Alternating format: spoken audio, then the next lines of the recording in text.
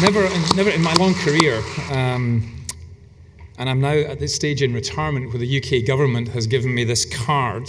It's an Edinburgh City bus pass. I'm entitled to use the buses and the trams for free. It's not taxed benefit. There's no means testing. So I'm living what this is about. It's rare for a Nobel laureate to turn up and give you the title for your talk, but that's what's happened here. The title, Tackling the Nastiest, Hardest Problem in Finance, is the headline of an article that appeared in Bloomberg on June the 5th this year. And there was an earlier title for this talk, which was jettisoned because Professor William Sharp has summed it up acutely, as did the gentleman who took the plenary on MDUF earlier on. And Mr. Sharp, Professor Sharp, who's now 82 years old, was dealing with this question of how do we handle, well, if you think about it, post-retirement's the wrong word. You don't want to think about post-retirement, you want to think about post-work. Post-retirement's the wooden suit in the ground. The post-work part is the bit that I'm interested in. And Professor Sharp, who gave us the capital asset pricing model, he is working on the same sort of thing the people who are doing MDUF, and there's a website that you can go to and see what's there. My interest in this is the investment implications.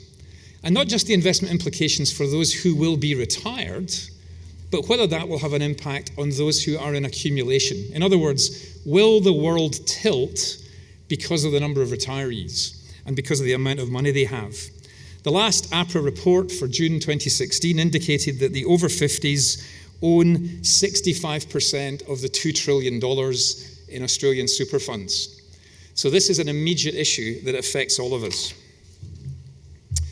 Now, what Professor Sharp says is that the nastiness of this problem is because of the interactions of the things on this page. Mortality, it's fairly straightforward for an individual. You read the life table, but for a couple it becomes apparently much more complex. Asset return volatility, inflation. One of the things that I didn't get the chance to put into this presentation, but there's a recent paper from the Bank for International Settlements surveying retirement and inflation rates, and they tend to go up for retirees, not down, and they tend to influence inflation in the economy upwards as well. The connection with other income that you might have, the utility of your income, and the way I mean utility, and I think he means utility, the crews aged 66 and the hip replacement you fear you might have at 76, how do you plan for that expenditure? And the withdrawal rate of your money. It's the interaction of those things that he says is the nastiest, hardest problem in finance. Now, he's coming from a world that's akin to yours. It's the American environment of 401k plans, which are about 15 years older than the Australian experience with the current super system. But of course, 401k plans in America were an answer to the problem of expensive defined benefit. So theirs is more of a mixed society, and what it means is that he's talking about how those 401k plans are going to handle this. But it applies to all. So whether it's a DB scheme or a DC scheme, it doesn't really matter. All superannuation, all pensions is about building assets up, that's if it's a funded system, building assets up in order to consume them down towards zero. I was really surprised in the MDUF breakout, the number of Australians who want to leave a legacy. Michael Bloomberg said that he wants the check to the undertaker to bounce. But what Mr. Sharp's talking about is a series of risks. He's left out two. Here's one of them. Now, this is taken from the notes to the accounts of Australian Super. It's the audited accounts, not the stuff you see on the website. You have to dig in to get the audited accounts. You all publish them on your websites. And this is the most lucid description of the problem that I've come across. What it says here is it's about liquidity risk. And if you look at the section that's highlighted in bold, the fund's trustee and product disclosure statement provide for the daily withdrawal of benefits and switching of members' funds. The fund is therefore exposed to the liquidity risk of meeting members' withdrawals at any time and switching of members' balances to a different investment choice option. Page 29, note 9C. And it's in every one of your sets of accounts. So the gentleman from Goldman Sachs was talking about data. That's the kind of data I like. What do your audited accounts say, whether you're a public company or a pension plan? Now, all financial institutions, and Sharpe didn't talk about the institution that's got your money, he talked about the problem. But if I'm a pensioner and I'm in the Scotland Super, my relationship with that plan, that asset pool, is how I deal with that problem. Now, if you think of all financial entities as time machines, they transfer today's money to tomorrow's repayment or benefit. What's clear here is we've got 20-plus year retirements and at-call money. Now, that is a very intriguing problematic, and how it's dealt with will require great subtlety and clarity and wonderful communications. Just a final word from the academics. Mr. Merton, Professor Merton in the Harvard Business Review, a little earlier than Professor Sharpe, he said, we just got it all wrong. All the help he gave us all the way through his career, put that to one side. It's about income after you work. We shouldn't be thinking about assets. I don't go the whole way with him, but I get the point he makes. Now, this is the bit where I was in the bill that said I would give you a comparison. I've spent a lot of my career working with DB pension plans in the States and in Canada and the Netherlands and a number of other countries. This is a plan I used to work for, or used to work with, up until 2009. It's a Midwest US school board, and it's just been absorbed into its state pension plan. Now, this is an extract. I'm not claiming to give you the full details of how this plan works, but I just want to highlight some points. It's a city of about 450,000 people. Now, the phrase active members that you can see on the screen, that's the employees of the school board, 7,400 of them, and the employee count's growing at under 1% per annum. And by the way, you're straight into this DB plan if you're an employee. There's no choice. You're straight in. But the number of retirees has been growing much faster because the head count's not changing, but the people are retiring and others are joining. That is very common in the DB industry in the Western world because we've shut down access to the DB plans. We've put people into DC. So this is a very common pattern. Deferred pensioners are people who have an entitlement, who've worked for a while and go and take a different job. So 13,000 members. But the contributor to retiree ratio, what I've called the active retiree ratio, has gone from 2.2 to 1.7 over that period. And why have I picked 2008? That was the last set of accounts they published on the website. So I've given you as much as is available. And you can see the deterioration in that ratio over time. Note the average retiree pension. If you go to the AFSA website, it's uncannily similar to what is recommended as a good pension in retirement for an Australian. And I love the way that it classified the type of wine that you can drink depending on what type of pension you're going to have. As I said, make mine a Macallan. So those pensions have been restricted to growth, very modest growth rates of 1 or 2%. So the pensioners are getting poorer year by year now because they're not going up with inflation. But this is the bit I really wanted to show you. And my colleagues in the 2 dry runs told me this is quite cranky to explain. So bear with me. And if I didn't make it clear first time, pigeonhole me later. The top line is the cash paid in pension benefits each year. So back in 2008, this plan spent $70 million per annum on pensions. The slides are free, sir. You don't need to do that. Maybe that's why he won the prize. He's really assiduous. And last year, they spent $100 million on pensions, a compound annual growth rate of 5.5% per annum. Why? 4% more pensioners, 1% increase in the pensions. But the contributions now don't match the outflow. Now, you might be thinking, wow, a 6% compound annual increase in contributions, that's great. We're at 9.5%, we're going to move up. This plan is at 21% contribution rates, and they don't like it at all because that's meant increases in contributions by the teachers, increases by the taxpayers of the city, and increases by the taxpayers of the state in which it is housed. This is misery incarnate.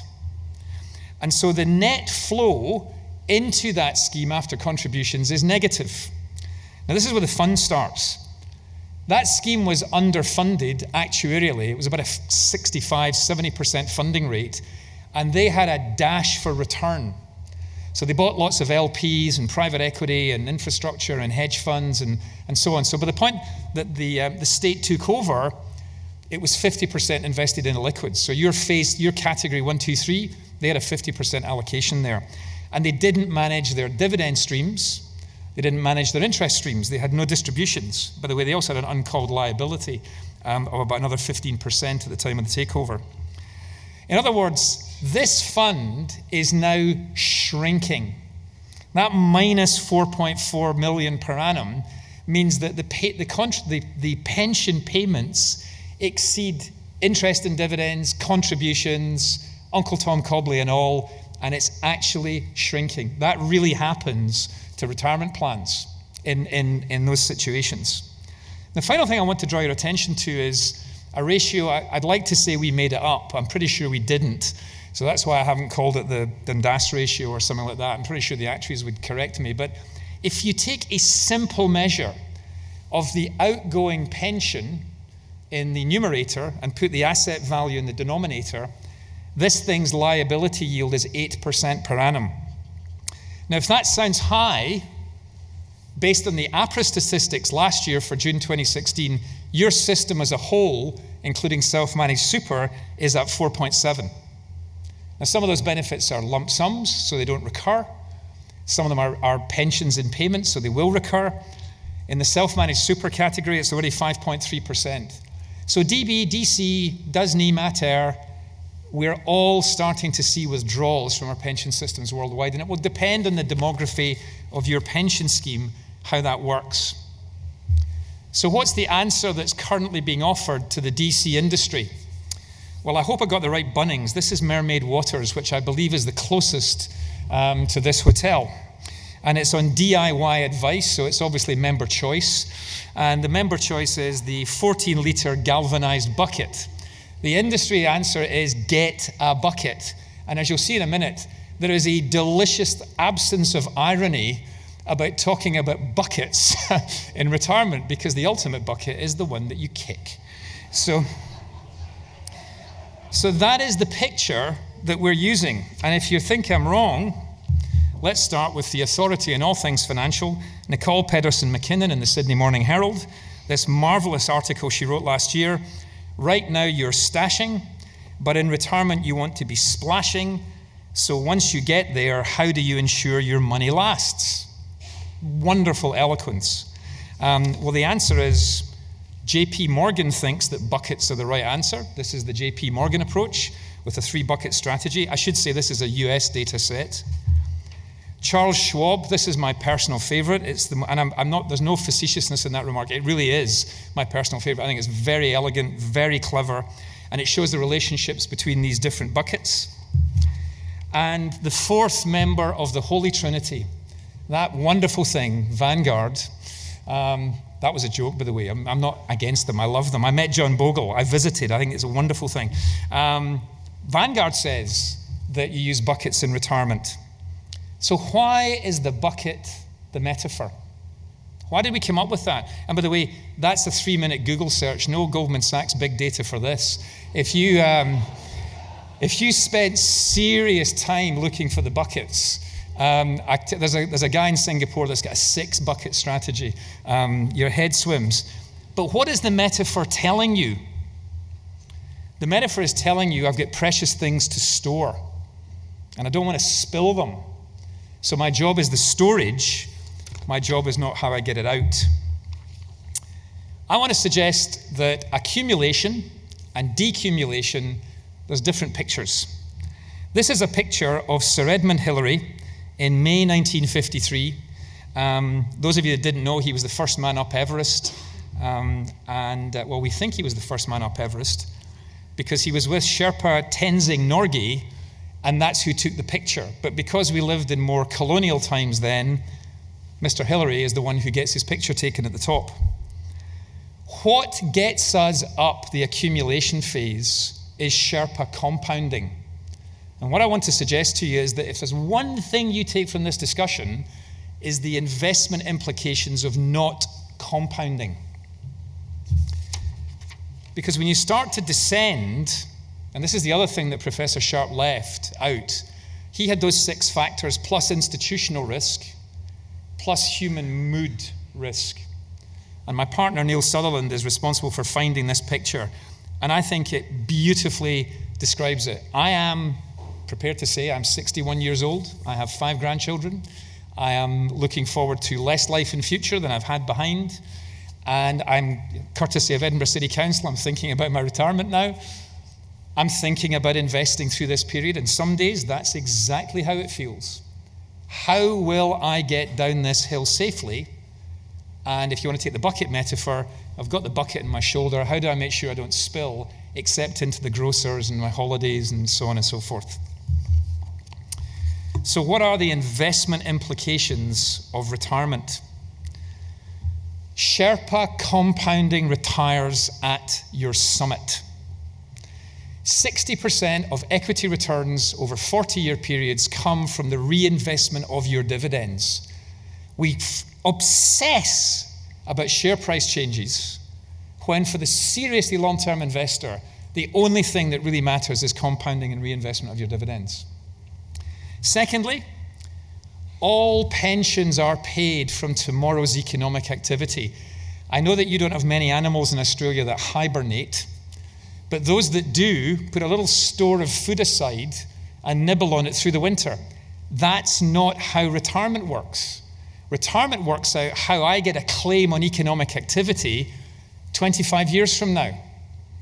And that claim is through ownership of assets, which are parts of companies, and we need to have that attitude to what we do. So growth is the imperative, not storage. And that's both capital and income. I want to make a plea to the statistically literate among you, of which I am not one, but please do not report post-retirement returns or post-work returns on a total return basis. Total return is wonderful for compounding. My 7-month-old granddaughter is invested in the same fund as me in the UK. She does not take the dividends out.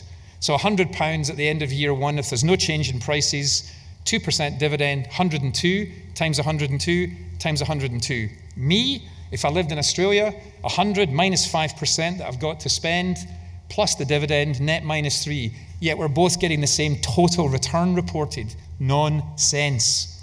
We need to get a better way to communicate these components of return. And finally, the impact of this investment change, I venture, is being seen in global markets today with rising dividend payout ratios. I think this will eventually be the end of share buybacks, because people my age will go to their former colleagues running the companies that we used to work for and say, please stop buying back your stock. You're functionally useless at it. You always get the pricing wrong. Instead of distributing the profits internally, distribute them to me so that I can decide how to spend that money. And you're seeing payout ratios rise. We're not yet up with Australian levels because none of us have that franking model, but one of the other questions, and I know I'm jumping around a bit, but this is a really big one. One of the other questions is, some of you are going to have to decide whether you want to be in the retirement business or just be in the accumulation business.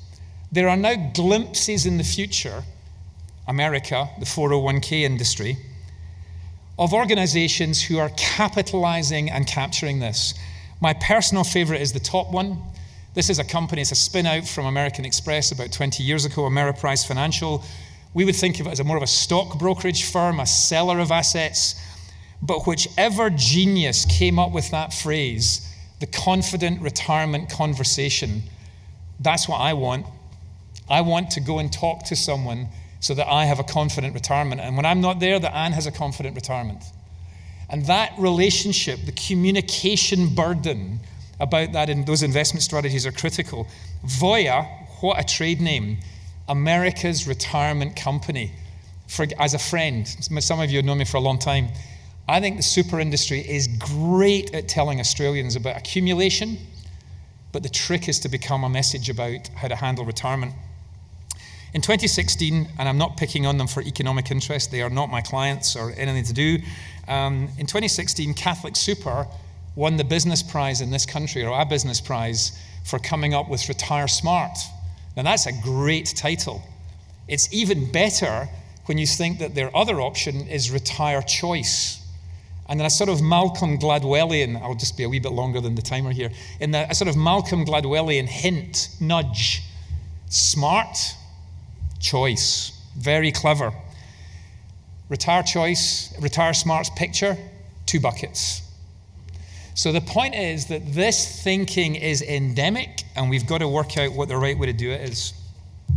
I'm going to close with some history, because it's the only thing I'm supposed to know anything about at all.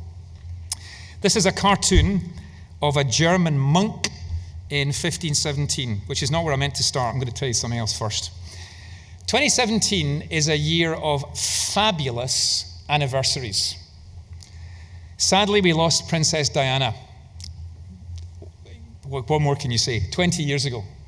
Even more sadly, we lost Elvis Presley 40 years ago. In 1967 was the Six-Day War between Israel and its neighbors that led to the current structural conflict in Palestine. And India and Pakistan were partitioned and rendered independent in August 1947. But this picture, I would argue, is more important than any of them. This is Martin Luther, not Martin Luther King. This is Martin Luther nailing his 95 theses to the door of a church in Wittenberg. Now, today he would have blogged it or tweeted it. This was the beginning of what's been called the Protestant Reformation. And the way to think of the medieval Catholic Church was the ultimate DB scheme. The benefit is heaven and eternity, and we manage it. And what Luther was saying was, no, it's a DC option. It's individual faith between you and God. So the beginnings of the superannuation system were not Paul Keating, Martin Luther. Perhaps more importantly, even than that, in 1917, it's the 100th anniversary of the Soviet Revolution. Now, for the really keen history buffs, you'll know that actually the Tsar had abdicated in March or April, I think, and there was an interim government which we would recognize as an attempt at a sort of constitutional monarchy in Russia. And it didn't last, and the reason it didn't last was it prolonged the war with Germany. Lenin came back, the Bolsheviks took over in November 1917, and today we're living with the legacy of this in North Korea. There is a direct lineal connection between that moron and this misguided genius. What was the point of the Soviet system? What was it trying to do? Well, both the medieval papacy and both the Tsarist monarchy, they didn't see the change coming. If it hadn't been Luther, it would have been somebody else. If it hadn't been Lenin, it would have been somebody else.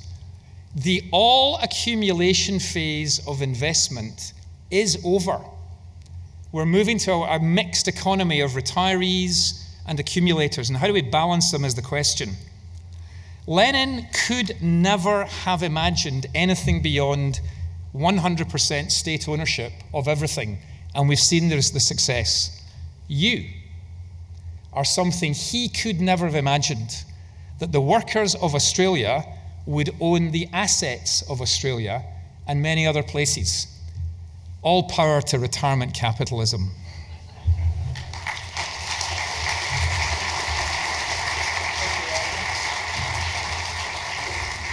So thank you, Alan. And before we go to question time, can I remind you that the AXA Investment Managers Q&A is open. So if you've got a burning question you would like to ask Alan, please do that now. Alan, just to kick it off, the discussion I had with you is really, in terms of decumulation and accumulation, it would seem to me that they would require different investment strategies. Do you agree with that, or how do you see that happening in Australia, I suppose, as we move towards that decumulation phase? Well, like all clever question answers, I'll stake it out and then get to the conclusion. Our 21-year-old selves kiss goodbye to the first contribution to the Cbus pension plan and expect to see it again in 45 years. At the age of 65, in a few years' time, when I take my money out, I expect to run it out in the next 30 years. So there's an implied difference. The question is, where do shares in CSL sit? Do they sit in one and not the other, or do they sit in both in different scales? It seems to me that the risk profile of the person going down that hill, their ability to cope with distress, and I'll just say one thing I didn't say in the talk because I was trying to keep to time and failed. The debate about annuitising the retirement assets of Australia or the UK, that is a joke. There is no amount of capital that can be pumped into AMP and Challenger that would allow them to annuitise the entire industry. It's not going to happen. So what is going to happen is that we're all going to have account-based reductions. And so one of the questions is going to be, how do we avoid in the next financial crash having our friends in retirement not jump to assets that will not keep them whole through the long phase of retirement? So I think asset allocation has to be different. I think the individual securities you own probably will be the same, but the blend and the mix will be completely different, I guess, across those assets. But and I know there are people in this audience way better qualified than me to talk about how they thought that through. Alan, another question that's been posed is longevity is a reality. And I sincerely hope so. So do I. I'm planning my 100th birthday. But yet, people's expectations, when you look at their balances, for the vast majority of people, they simply will not have enough money to live out the longevity to meet their expectations of what might be a comfortable life or whatever life they've set for themselves. So what are the challenges there for super funds in terms of managing those expectations or perhaps letting down those expectations? I think for the whole DC industry, American, British, Australian, everywhere, that is a critical issue. Now, your social safety net, and I'm going to use the wrong vocabulary here, so I really do apologise in advance, but the aged pension, and I see all your websites about income streams have marvellous modelers. I played with quite a few of them before I came over here, and it turns out my money runs out when I'm 65, so I might be looking for a job at the end of this. They're really good at what happens about the aged pension and where the balances are. So I think your point in general applies. If there's no safety net of a DB pension, if there's no safety net of an annuity where you don't have to think about what decisions to make, you just receive the money. If you are obliged to think about it, then communication levels must rise exponentially. So that's going to be the single biggest thing, which goes back to the question of, do you really want to be in the retirement business? And that's why I'm so impressed by Ameriprise's Confident Retirement. The trouble with that is it's not cheap. So some of the uses of the Internet of Things and that kind of technology, we're having a debate in the UK about robo-advice. And this is clearly an area where communication and helping people understand what their choices are. As you probably inferred from my earlier response, my biggest concern is we're due some sort of pullback in markets. They really do happen periodically. And there's one round the corner, however far the corner is. The last thing you want is people saying, put me in cash, and missing the uptick. And that requires, for a master builder who's never read the Fin Review and hasn't looked at the Cbus website other than every now and then just to check his balance, that is a mighty, mighty ask in terms of communication. So you can see why people prefer DB, but the burden of DC is the communication burden. I would have thought, in your last part of your speech or presentation, you talked about being in the decumulation business, but that's really negative cash flow. How do you see super funds being in that particular space? Obviously they will be entering that space and the challenges that will face them. I know the demography of the schemes in the arc in front of me is very wide. And yesterday and Monday was in some meetings in Sydney and Melbourne where people's own different experiences came to the surface. As I said, the ASIC numbers in the annual report for the whole super system say self-managed super is paying out 5.3% per annum of the balance, and it's about 4.7% per annum already in the organised sector, split 50-50 between lump sum and pension. And that pension number, the reason I showed you the school board and estate I'm not mentioning, is once they start retiring, it's the demography that drives the outflow, not the amount they draw. Because it's the number of people going to those 1.7 ratios. So my point is, in a sense, the only way I can answer your question is this problem's going to arrive in your doorsteps more often, every day from now on. What are the investment implications? One of the arguments I would have, and those of you who know me well will know this is a completely cracked record, you must manage capital and income return, and do not conflate total return as being fungible between two different asset classes. They are not, because they have radically different characteristics. Look, does anyone want to ask a question from the floor? But while perhaps you may be gathering your thoughts to ask that question, one of the questions here is aren't buckets just an artifice for forcing more investment in growth assets by convincing the retiree that most of their assets remain safe? I mean, one of the marketing slogans used by one of the companies that you referred to. Yeah. This is the great challenge. As people get older, would you mind just repeating the beginning of that? I didn't catch that. It says here, aren't buckets just an artifice for forcing more investments in growth assets by convincing the retiree that most of their assets remain safe, in quotes? I hadn't thought of that, and thank you. I'd asked all my colleagues beforehand, what did the bucket metaphor say to you? That hadn't occurred to us. So if I play that back, the inference would be that the bucket conveys stability, there's no leaks, so it's there, but it doesn't address volatility, it doesn't address correlation, it doesn't address any of those things. It may be that's why we're using them, and if so, I think we can do a lot better.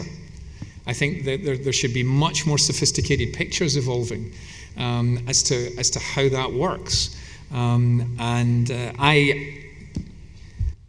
If I was 35, I'd be interested in a job in one of your organizations trying to work out how to do this, but I'm not.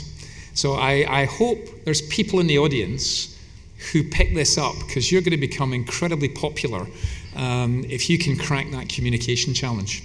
So I don't usually duck questions, but I'm going to duck that one. Okay. So we got any questions from the floor?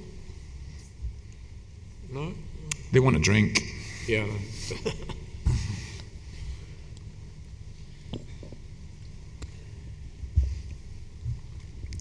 Thanks. Enjoyed the presentation, Alan. Given your European history experience, one solution that's just starting to gather a little bit of conversation in Australia is pooling. So a pool of members will go into a pool, there's no guarantee, and in a way, whoever lives the longest takes the winnings at the expense of some of the people who die a little early, if I'm a touch crude about it. But in Europe, some of those structures have been banned, in Italy and places like that, and now they're just starting to come back in vogue, and I'm just wondering what you've seen in that space.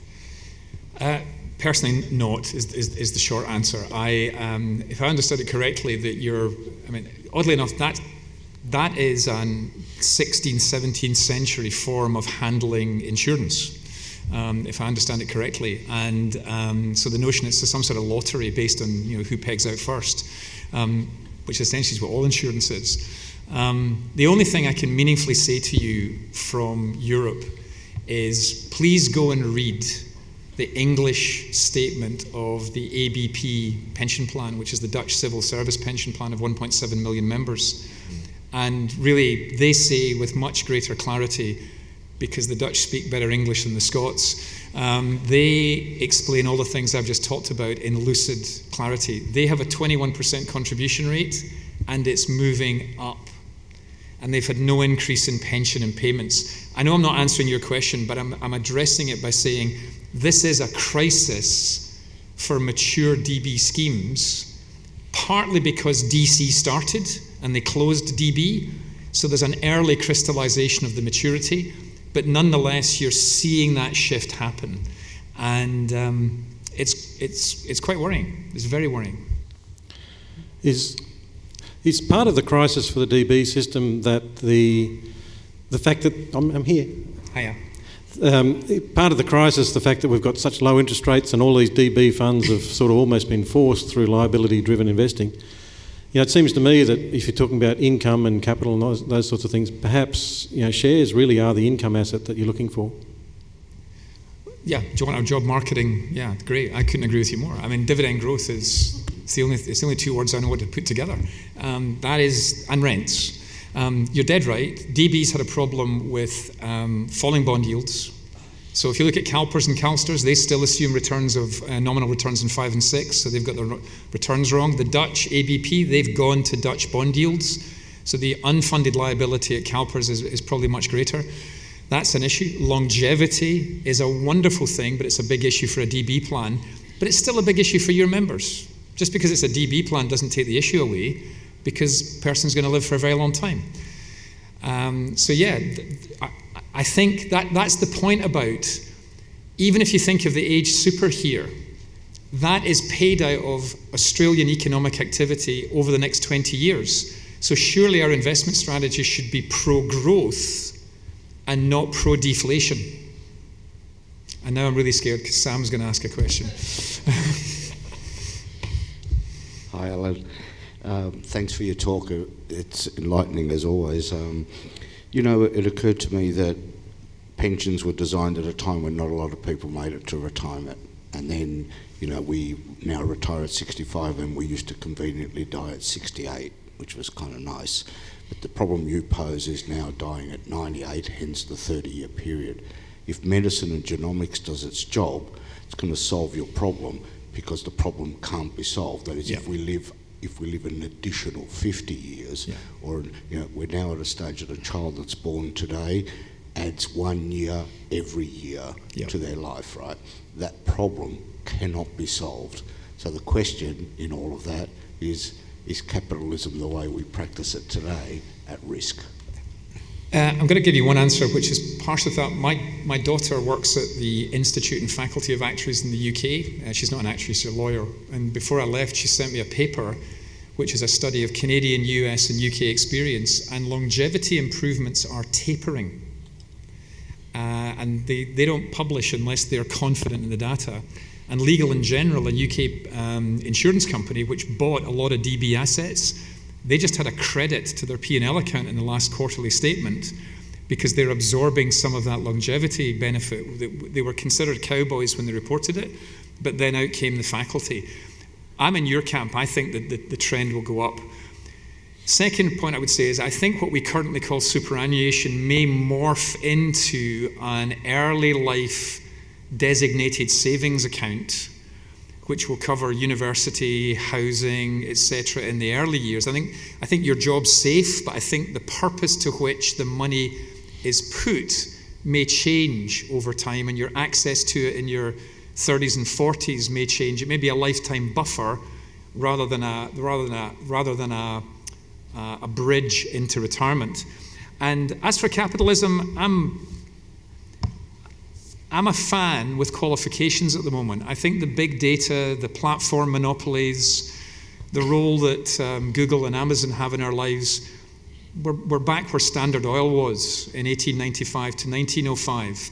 And so we need to work out whether it's a capitalism of ill-organized monopolies or ill-regulated monopolies, or whether it's a different form of capitalism. If it's the different one, I'm a bull of that.